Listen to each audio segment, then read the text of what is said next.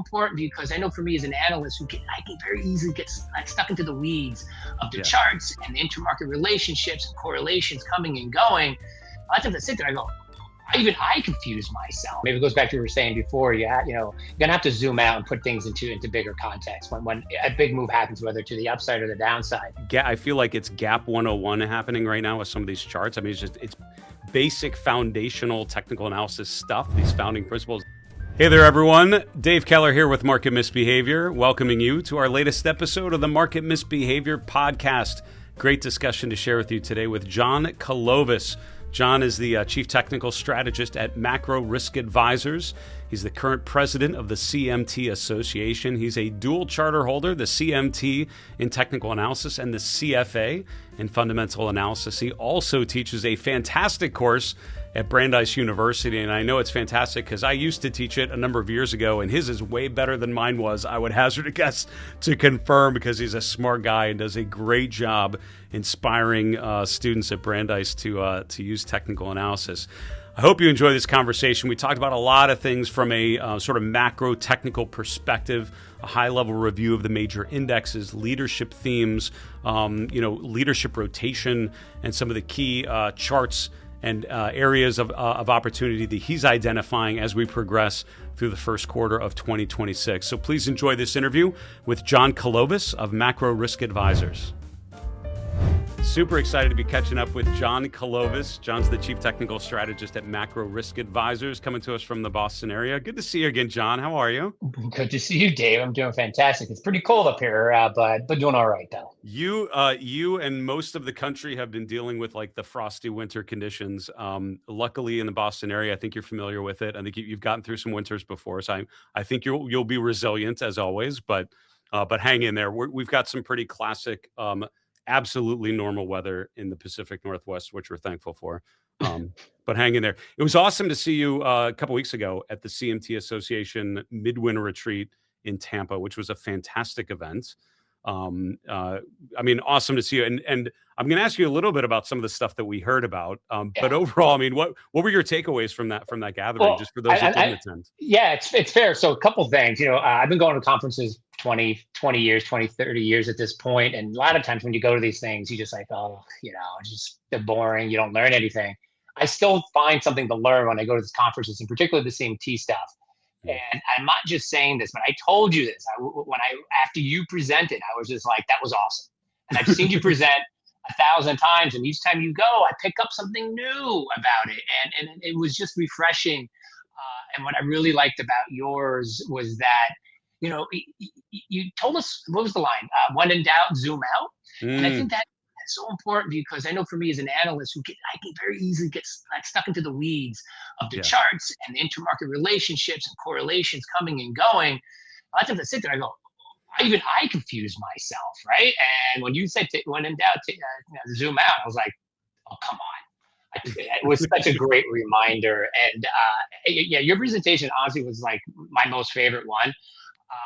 You would think that like, oh, maybe it was the guy who got super, intricate with this indicator work.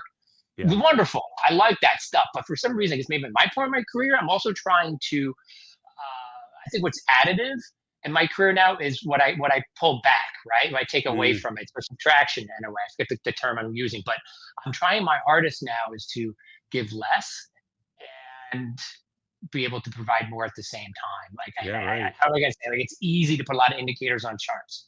Yep. And confuse the folks or make yourself look smarter than you are. But I'm just telling you, man, like I just absolutely loved your presentation.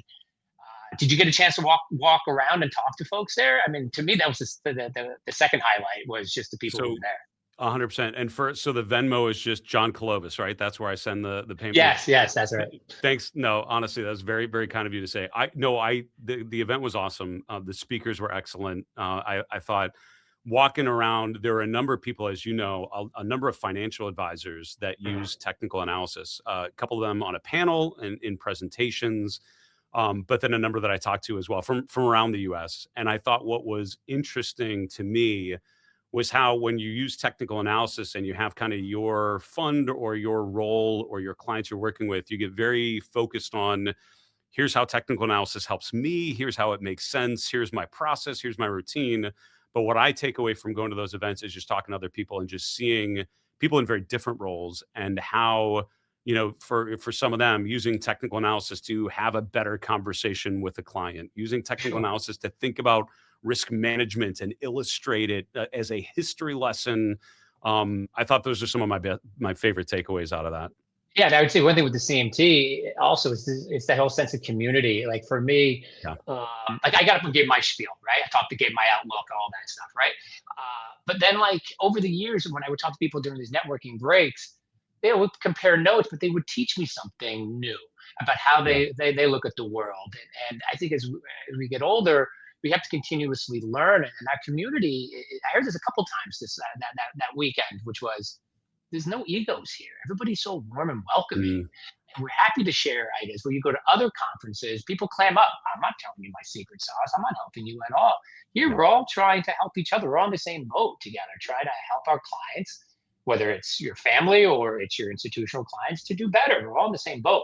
And there's plenty of money to go around as well. So it was just, I love that part of the Yeah, the community aspect is real, and I feel like in the post-COVID era, it's you need some reminders sometimes about how helpful it is to kind of get together in person, kind of compare notes with people. I definitely I was very thankful to have made that trip, for sure.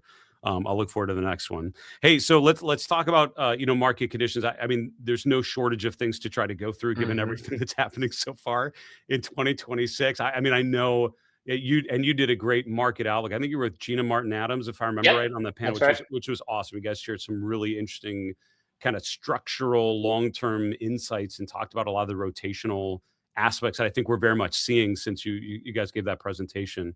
Let's start, if we could. We're in the middle of earnings season. Just in the last 24 hours, we've had two of the Magnificent Seven names go through earnings. One, Meta gapping higher big time. The other one, Microsoft, gapping down big time. And that is sort of the story of earnings season. Now, you've been through a number of earnings seasons. You work with a lot of institutional investors, right? Money managers. How do you think about technical analysis in earnings season? What are the sorts of things you try to keep in mind when we're in an environment where there's this binary outcome that can, it's either feast or famine with some of the charts going through that report? What are some of the things you keep in mind going through an earnings season like this one? Yeah, it's a good question. With earnings season, for me, the process I kind of go through, and maybe it goes back to what you were saying before, you're gonna have to zoom out and put things into bigger context when a big move happens, whether to the upside or the downside. But when it comes to, let's say, these particular stocks that we're talking about right now, Microsoft, right, had a major gap lower, one of its sharpest one-day declines. I think they said something like 14 or 15 years or so. You look at that and you have to put that in context. The chart was already weak going into the print. Okay, so the relative trend was already down going into the print. The chart had already told you that you probably shouldn't have already been very overweight that position to begin with. You should at least have started to scale out on that. So what's the new information content from a move like that? What is it? Well, one is, can it respect upcoming support levels? If you actually look at the chart, which you just pulled up, there was an upside gap that occurred back in May of last year. In theory, this is where it should start to stabilize. Okay, so I'm going to be looking at prices, how price responds to that spot. It already had done the double top. It already was projected lower. It was already projected down to these levels. Now, is this going to be that final washout that says, okay, it's going to have to base. It's going to have to be in purgatory for some while before it pushes higher. That's that. Number two is, do notice something. Go back to your textbooks. This was a breakaway gap to the downside. Breakaway gaps to the downside scared the bejesus out of me. What makes me really happy was the breakaway gap that it did back in May of last year. That set up this whole run that we saw all of last year into these AI names and all that. Now that's kind of unwinding here, okay? So whenever I see a gap lower through a major level like we just saw, at a minimum, I think it's dead money for a bit. You have to let it base. You have to let it do its thing, do some soul searching, and probably it's going to need its next earnings to hopefully get it out of its funk. So that's how I would do that. Now, when it comes to Meta, Meta gapped higher. Now, Meta's chart was also weak, not as weak going into the print.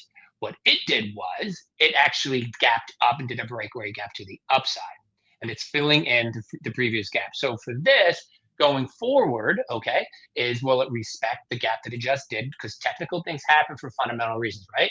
So now this move higher, and that's what drives long-term trends is the fundamentals. Hopefully the support level maintains itself. So this here was a game changer fundamentally for the stock. This gap higher, this means that in theory, backing and filling would be opportunistic for the name as we push forward. But generally speaking, earnings, it's about this subsequent reaction going forward. It's like, is it going to maintain this next week and going forward? And what's the spillover effect into other names as well? My take so far, earnings has been kind of meh overall. It's not really. The financials were kind of underwhelming. This is very mixed so far. We're still early days in earnings, but so far I'm not impressed. Yeah, and it felt like to me, and there's so many great things you just mentioned there, John. I feel like it's Gap 101 happening right now with some of these charts. I mean, it's basic foundational technical analysis stuff. These founding principles that still very relevant, and looking at those two names and where they're at relative to previous gaps has been remarkably helpful. So I'm glad you kind of went there. But it's interesting, even with earnings season, we've seen quite a lot of divergence, right? Within the financial sector, you had some banks that did quite well and some that struggled last week. Just with, technology, kind of the AI trade, you've got the haves and the have-nots. Are you getting that sense, and this is a leading question, so I hate to ask it this way, so I'll try to change it. But, it seems to me like there's much more of a diversification of patterns and trends, right? There was a time in 2024 or 2025 where it was like the everything AI rally phase. Now this feels very different, right? I mean, are you recognizing that? What are some of the things you're seeing that sort of validate that it's a little more of a diverse set of patterns that we're observing? Is that fair? Totally. So I acknowledge the idea that we are broadening out. That is true. And what do I mean by that? There's a couple things we have to address when we think about the broadening out thesis. I'm a huge fan of the AD line. Now, some technicians don't like it anymore because decimalization and blah and all that sort of stuff. I think it's a fantastic thing. It's my way of equal weighting and telling me what the average stock is doing on the advanced decline line. Okay, so the advanced decline line for the S&P 500 has been trending higher, steadily higher, for months and months and months and months and months. The S&P itself has kind of been since October. It's trending higher, but it's more in like a wedge sort of thing. It's kind of overlapping and messy.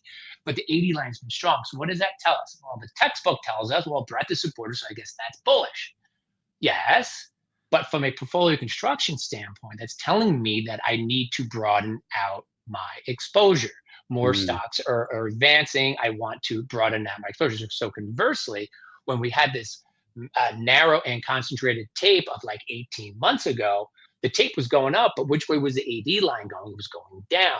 Yeah. So you could have sat there and say, oh, I'm bearish the market, but you would have lost your job if you didn't own the Mag 7s at that time. So you had to be concentrated. So the AD line tells you, should you be concentrated or should you broaden out? So the S&P AD line is beautiful in terms of that regard. When you look at the Russell 3000 and you look at the entire market in general, that 80 line ain't that good, okay? It's kind of just starting to break out, but it's not really a sustained breakout. So what I get out of that is I want to broaden out across large caps, okay? Not necessarily all the mids and all the smalls yet. We're not there yet. And my opinion is I think the small cap rally looks great in absolute terms. I'm not convinced this is going to be a multi-year or a multi-year relative trend. I think it's tactical. And it'll feel good at times on a relative basis. It'll look great on absolute basis, but I'm not quite sure you need to be really, really overweight small caps yet. It's interesting. I mean, just within the large cap space, there are plenty of, there's just a lot of very different charts right now, right? Yeah. So, in certain sectors, there's plenty of large cap names that look remarkably strong. There's plenty that are struggling. When so I feel like the return of small caps has been announced with great fanfare many times over the last couple of years.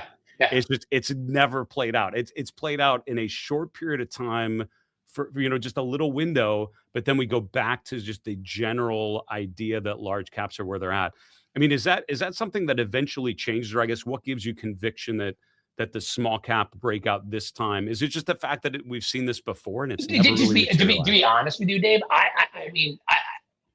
I'm not 100% like I don't have a ton of conviction. I mean, I look at the Yeah. chart of the IWM, the Russell 2000, and I see this 4-year range, and they get this breakout. Yeah, I'm a chart junkie. I see that, I get so freaking excited. I can't Yeah. help myself when that happens. But at the same time, it's like we got to be careful what you're buying within small caps. So I'll give you an example. If you can, if you have the ticker, if not, it's fine. It's the S&P 600 tech sector. That looks great. Ooh, That's up okay. and to the right. That is Yeah. up and to the right. The Russell 2000 tech sector doesn't look good at all. So within small caps, you have to differentiate where you are. So I'm in the camp of higher quality small caps is step one into this trend break, into this breakout. So Russell 600, I mean S&P 600, right? Those are higher quality names. Like I said, that tech chart looks great. But when you look at the Russell 2000, you look at kind of the less profitable ones, not so hot. I mean, that's even confirmed by the AD line. So yes, exactly. This one right Yeah, here, this is an PSC2, ETF that's the Invesco small cap right? infotech ETF. Right, making higher highs. You're above your 50-day. Looks Yep. good, Good right? You chart. can't really complain about that chart too Yeah. much. Okay, a little bit you can complain, but you can't complain a lot about it. So even within your cap structure, you need to be careful, and you need to be discriminate about what you pick. Now, if I can just go back to financials for a second, not to overcomplicate things, Yeah. but I think we're in this market where you have to broaden out. This is not just a one trade sort of market here like it was 18 months ago. So even with the financials, I'm going to flip the logic on you right now. I think large cap financials are very heavy and very vulnerable. But when you go down the cap structure, the charts look better. And I don't know what the reason is. Maybe it's because of interest rates, because it's the Fed, blah, blah, blah. I don't know. It's not my job to know. But it's there nonetheless. So I think as we go for this year, and in my most recent note, and I even said in Tampa, I'm more focused on risk management and reward management this year than making a market call. I think it's going to be a very rotational year. I think you need to pick your spots this year, as opposed to saying, I'm just bullish financials. Well, I'm bullish smaller cap financials. I'm bullish tech. Well, I'm bullish S&P 600 tech. Yeah. And what's funny is we love to oversimplify in a lot of ways and just think it, small caps as if it's like one company and it's Yeah. doing something. The Russell 2000 is literally a couple thousand companies with very different businesses, different sectors represented. So Yep. you're right. I think it pays to really pay attention to within those spaces where there's actual strength and actual weakness. So another area that's been showing remarkable strength, and I'm curious how you've been thinking about it and what you've been telling clients about it is precious metals, right? Mm. Gold and silver, which I mean, remarkably outperformed the S&P 500 in 2025. And unless we think that's an aberration, so far in January, they're also completely crushing the major US averages. How do you think, number one, how do you think of a chart like gold and silver that's already felt like it's gone exponential for so long? And how do you talk to institutional clients, which for many gold and silver is sort of like a non-issue? It's not something you don't normally think of as a decent bet.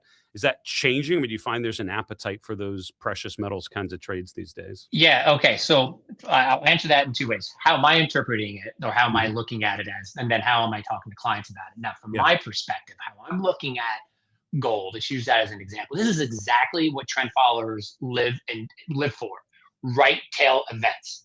Right? Mm. This is what we want. We want parabolic moves. We want these outsized rallies and gains. This is what we thrive on. And we're not here to make sense of it. To be quite honest with you, people I talk to hate the rally. There's so many haters on it. I get so many people wanting to top tick the move that that I think that once they stop wanting to top tick the move, then I think the move maybe will finally be done. But there's still a lot of Mm. haters. But my point is, as a trend follower, this is what we're here for, to take those moves, but to also have the composure to not only just write it out, but also to get out when it's time to get out and the market's telling you to get out. So I've mentioned it in Tampa. I've jumped on TV, and I can write this in my reports. This is where my teachings in Elliott Wave have helped me.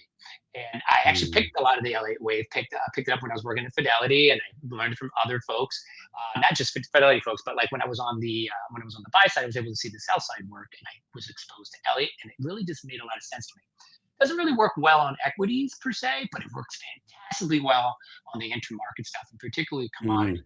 So if you go back to your CMT teachings and you learn about your retracement levels, your 32 and your 61/8, commodities like to extend. They don't respect those. They like to extend. They want to go to your 200s. They want to keep going further and further.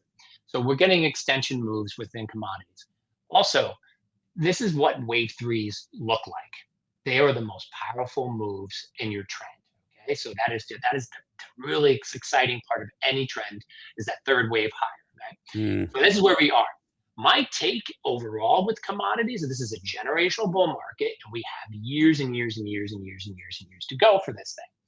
Do I think that this leg is going to end badly? Absolutely, because this was a vertical move higher, a wave three higher, which was vertical. The last corrective move in these commodities went sideways and was dead money. So the theory of alternation says that it's going to go straight up, it's going to come straight down, and then it's going to go back up. So I wouldn't be surprised if we see gold and silver down 30+% at some point this year. I will be buying the heck out of those. We'll be advising folks to be buying the heck out of those, all else equal, of course, right?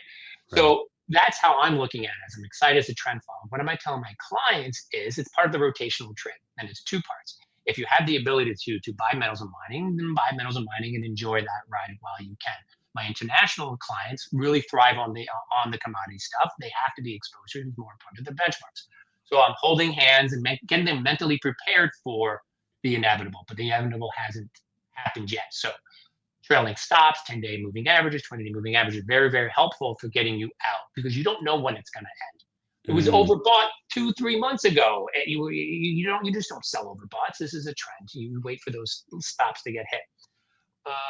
And then when it comes to my asset allocation decisions or my sector decisions, is this: there is a positive correlation between commodity prices in aggregate and that of cyclical stocks versus defensive stocks. They ebb and flow together. So as commodities rally, cyclical stocks should rally as well. And this has been the tailwind for the broadening out trade since November, this commodity breakout. The Bloomberg Commodity Index broke out in November. This is when the broadening trade really took out. There was only like 25 stocks above their 50-day moving average in November. Now we're back up to almost 75. That's part of it. So now you time this and you go, holy smokes.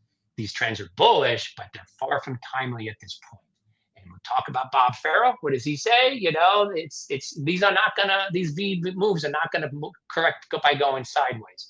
So tying into, I'm talking to my clients, which is just be careful. There's a lot of risk at these levels. These are dangerous levels. And I think you're timing the broadening out trade right now. It doesn't make any sense for me at this point, given that commodities are extended and there's just like too many stocks above their key moving averages as well. Yeah, it's really good points in there. And Elliott Wave is not something that is something that I use often. However, I definitely my biggest takeaway from learning about it, going through the CMT program, was the sort of behavioral component to it, right? And wave three, which is, I would tend to agree, that's what this feels like for like gold and silver. It's the longest. It's where there's this big sort of general building of optimism. It's not that initial move that everyone questions. It's like everyone starts to get it. But after wave three, there's a wave four that usually comes, which is often this like quick pullback that you need to be looking for. I think so. I think that thinking of it from a behavioral perspective, I think 100% lines up with what you said. And one last thing on that, and remember from your presentation, you hit on something there too. You have to have an alternative scenario to your analysis. Right? That's a big part of Elliott. I think a lot of people forget about that. You have your primary account, then you have your secondary account. And as the wiggles happen on your chart, it'll tell you whether or not you're following the base case scenario or you need to change. So the Elliott stuff, I'm not really keen on like, oh, this is fifth and fifth and fifth and fifth, and I need to short the heck out of stuff. It's actually keeping me objective in terms of the trend structure, because I'm a trend follower. I want to know where I am in this trend. Am I in the beginning stages, or am I towards the latter stages? And as I'm pulling back, is this a benign pullback or is this impulsive, in quotes? And I need to be a little bit more careful. But like all the other rules of zigzags and overlaps and all that stuff, I don't know, but it keeps me very, very objective.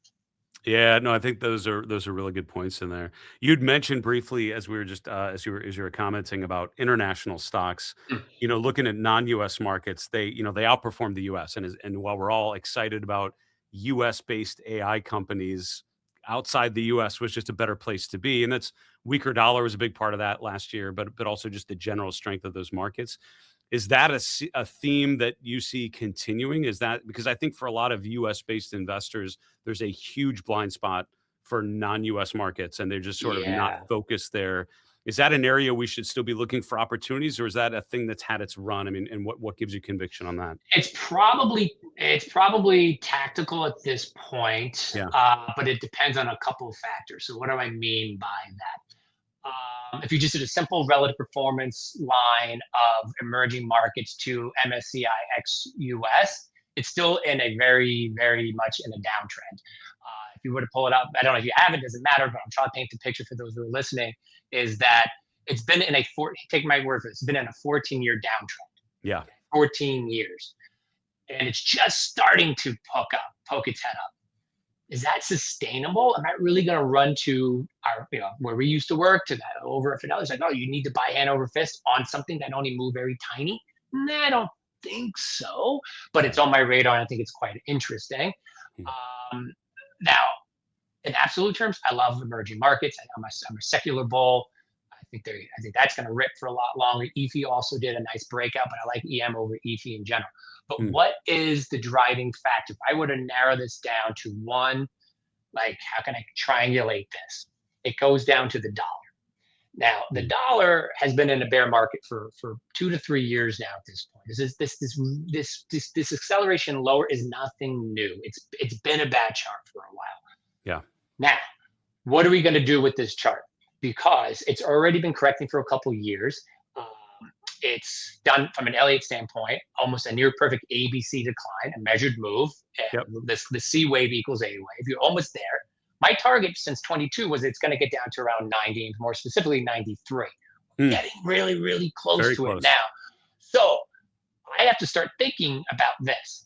With everybody so flipping bearish now on it, and what is obvious is obviously wrong, is it time for us now to start thinking about a major bottom here in the dollar when everybody's so bearish and we're already getting to these targets. So if the dollar were to rally at some point this year, it's going to mess up the commodity trade, it's going to mess up the international trade, and it's going to mess up the small cap trade, and it's going to do something funky to interest rates. So to me, the most important non-equity chart right now is what the dollar is going to do here in this 90-ish. Take your thumb between 90 and 95. What is it going to do here? I think the dollar is going to be in the 80s in 5 years from now. But I think you have the potential for a really, really strong counter trend move, and that could really mess up how this year plays out for risk assets in general. Yeah, really, really interesting. And I appreciate you said that. And you mentioned early on that idea of when in doubt, zoom out. I think with the dollar, that's important to remember. With non-US markets, it's important to remember. We get really excited about short-term performance, short-term outperformance, underperformance. Bring in more data and you really get the context for it.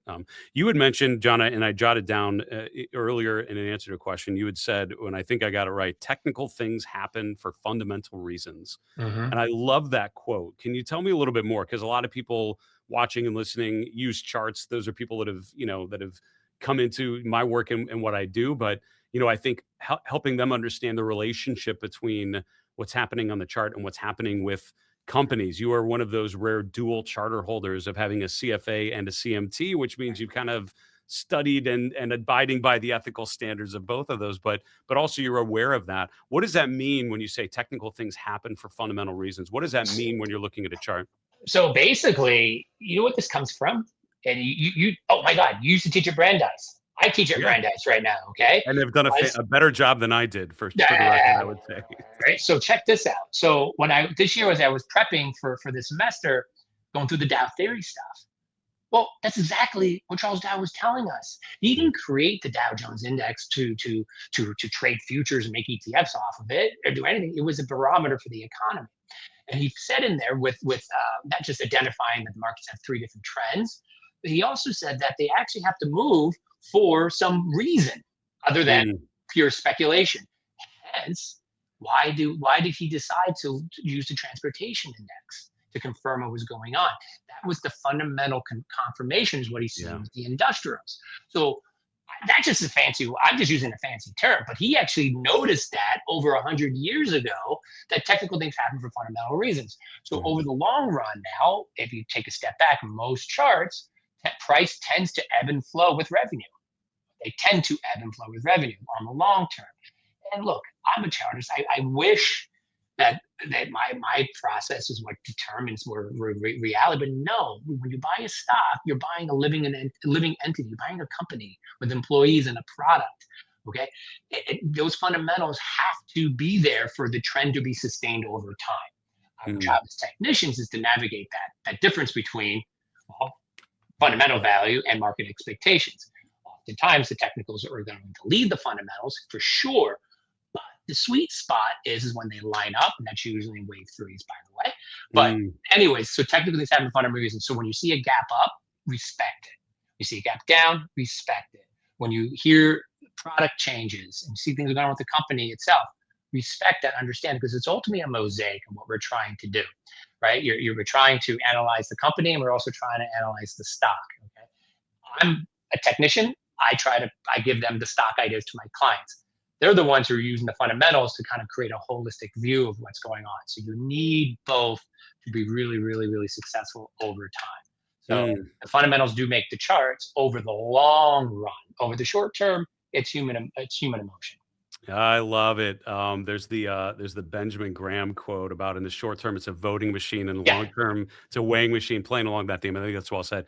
You had mentioned your course at Brandeis, and our our mentor, I would say, Charlie Kirkpatrick, the late Charlie Kirkpatrick, started that course a number of years ago. He asked me to take it over from him, which I did and enjoyed it. I asked Dave Lundgren to take it over, our mutual friend in Boston, and then he's passed it to you. So we're a lineage of pretty decent technical analysts, I hope, helping the students at Brandeis. So my final question is this, John. Having tried to teach technical analysis and mentor, young financial professionals on using technical analysis, what's the mistake that stands out to you that your students make that our listeners can try to avoid? What's the thing you think people struggle with as they're trying to apply technical analysis as they're just getting started?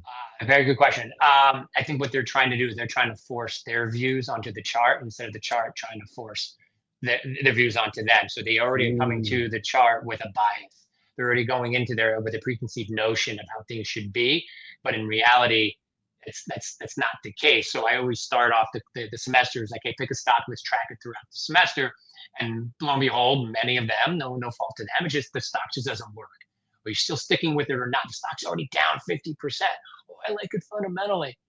Okay, but then your position management wasn't correct, right? Something's wrong. If something's down 50% in like 8 weeks, something's wrong. Don't force your view. You can take a step back. You can return to the stock later. So I feel as though that they kind of, a lot of people do that, right? These students are incredibly smart. They are. But I think sometimes in this business too, you need to be kind of like blissfully ignorant and just kind of let things be. Honestly, just kind of like let things flow and see where it takes you instead of fighting all the way through. People hated Tesla 10 years ago or so, right? Thought it was going to go to zero. And now, like, he's not even making the cars anymore. He's going to make robots. They're going to take over the whole world. Like, okay, but it's a good chart. It's a good chart, or has been a good chart. So don't force your preconceived notions. So don't force your political views onto a chart. Just go to it completely blind, have your checklist, and let the market guide you. So I feel like, unfortunately, these students do that. And that's my main goal with them, is by the time that they're done, I always say, hopefully you're going to become millionaires. Your degrees from Brandeis will make you successful. I'm not making you guys technicians. I want you guys to use this in your retirement accounts going forward. Use the principles of trend following to manage your risk, and also to allow your winners to run over time. And don't just get bogged down into what you think should happen. Let the market guide you. John, your course has to be awesome. I would take it if I could. That's awesome words of wisdom for your students. You're also the current president of the CMT Association. Thanks for what you're doing there, because that's a fantastic organization we've both been involved with. And I see a pretty impressive guitar collection. So next time, perhaps we can jam together on the show. But for now, I will say thanks so much for joining us here today, John. Great to see you. Thanks, Dave. Good to see you. I love that quote. There's a very quotable interview with John Kolovos. The quote that I asked him about was, "Technical things happen for fundamental reasons." A version of that quote, right, in different iterations, was passed around the halls of Fidelity all during my time there. And John and I worked together at Fidelity. I didn't mention that too much, but so enjoyed being a colleague of John's, and I miss having smart guys like John an office or two away that I could swing down and talk to when the market looked confusing. But that idea of the relationship between fundamentals and technicals, right? Benjamin Graham, his quote was, in the short term, the market's a voting machine. In the long term, it's a weighing machine. And what is meant by that quote is that over the long term, it's about the valuations. It's about the abilities of these companies to generate earnings and grow those earnings over time. That's what the long-term opportunity of equities represent. But in the short term, it's a voting machine, right? It's about sentiment. It's about buyers versus sellers, fear versus greed, optimism versus pessimism, euphoria versus desperation, that yin and yang between opposing forces, being optimistic or pessimistic about a particular chart at a particular time. That's what defines the short-term movements. And I think that's where technical analysis is so valuable. The CMT Association, in which we've both been involved for a number of years, talks about how technical analysis, helps you address the gap between where a stock is right now and where it should be based on its fundamental valuation. It doesn't just go from point A immediately to point B, which is what the efficient markets theory would have you believe.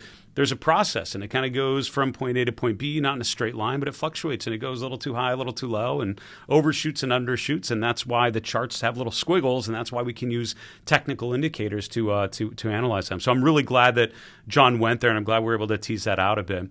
Our conversation about Elliott Wave, I think, was really important. For me, the technical analysis toolkit is just too big and diverse and broad and involved to consider all the different technical indicators when you're looking at a chart. You go insane and have analysis paralysis because there's just too many things to consider. So as a technical analyst, you're taught to learn as much as you can about all these different approaches, and then start to think about what's Dave's approach. Right? When I look at a chart, what are those things that I want to look at first to make my initial assessment? And for every analyst that I've ever met, every investor using technical analysis, that might look a little bit different. That's why everyone that I bring on, if they share one of their charts, they look different than mine because we have different tools we use. We have different ways of initially assessing a stock or ETF. And then we might look at other things elsewhere. So I gained a lot by going through the CMT program and learning about different technical indicators. Elliott Wave in particular was one, as I mentioned, that I found was not my favorite in terms of predictable outcomes. I didn't find that it helped me identify good trades. For risk management, I didn't find it particularly helpful, which is why the tools and indicators that I use are ones that I've found are more helpful for those purposes, right? How do I find good ideas? How do I manage risk? How do I scale in and out of positions? I have tools that I think help me to do that pretty well, and I don't need Elliott Wave. Now, there are other people that are all Elliott Wave. We call them Ellioticians, and that's fine, right? If it helps you make money and be more consistent with your decision-making, I'm all for it. But I think what John and I talked about is that even indicators that you don't use, don't miss the opportunity to understand the behavioral implications. I would argue that good technical indicators, including the ones that I share with you on the podcast and on my market recap show, are ones that have a behavioral backing. There's a reason why a line doing a certain thing should mean something, because it's based off of decisions that humans are making. It's based off of investors being nervous or excited, and how that's reflected in the stock price, which then affects the indicators in certain ways. And I think for something like Elliott Wave, I think studying the behavioral implications, studying what that wave 3 means versus wave 1 or wave 5 or wave 2 or wave 4, all of which have very different behavioral implications and characteristics, helped me a lot about link the behavioral decision-making, of which I'm passionate about, with the technical analysis tools that I'm also passionate about. So I hope that you took something away from that in terms of appreciating the behavioral reasons as to why charts evolved, recognizing and understanding the difference between and the relationship between the fundamentals, what a company does, what the stock is actually doing. A good company does not always make a good stock, is one of those quotes I love to throw around as well. Great conversation with John Kolovos. Again, he's also the president of the CMT Association. I caught up with John a couple weeks ago at the CMT Association Midwinter Retreat in Tampa, and asked him there if he would come on the show. And I'm so glad he was able to do it, and we were able to do this today. If you are a market professional, if you're looking to upgrade your professional capabilities around technical analysis, please look at the CMT Association's CMT exams. Well worth the time and expense and effort. You will learn a ton. You will come out a more disciplined, more well-rounded investor using technical analysis, and I think that should be all of our goals. By the way, if you want to learn more about how to upgrade your own decision-making, if you're not a financial professional, but you're trying to just make better decisions in your portfolio, maybe you're a financial advisor, you don't have time to take a CMT or something like that, our Market Misbehavior Premium memberships can do a lot to get you along a little bit further in your understanding of technical analysis and behavioral concepts. 3 great benefits to the premium membership. First off, you will access all of our virtual courses like Flight School, Behavioral Investing, where I teach you how I consider behavioral finance and technical analysis, how I use them every day to better understand market conditions. Second, you will have access to all of our member-only reports like our weekly flight plan, our monthly chart review, and all sorts of great insights week in, week out. Finally, you'll have full and immediate access to our member community where you can ask questions, where you can learn from other like-minded investors and get the benefit of someone like me in there watching, sharing ideas, correcting mistakes, and just encouraging you to make better decisions using technical and behavioral concepts. You can find all the information you need at marketmisbehavior.com/premium. Don't forget to use the code podcast when you check out for 30% off your first 12 months on any plan. That'll do it for this episode. Thanks so much for joining me here on the Market Misbehavior podcast. My name's Dave Keller, reminding you, as always, it's always a good time to own good charts. Take care, folks.